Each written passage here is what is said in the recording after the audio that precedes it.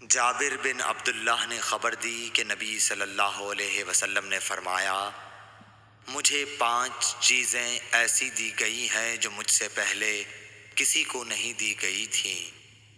1 مہینے کی مسافت سے رعب کے ذریعے میری مدد کی گئی ہے، اور تمام زمین میرے لیے سجدہ گاہ اور پاکی کے لائق بنائی گئی۔ پس میری امت کا جو انسان نماز کے وقت کو جہاں بھی پالے اسے وہاں ہی نماز ادا کر لینی چاہیے،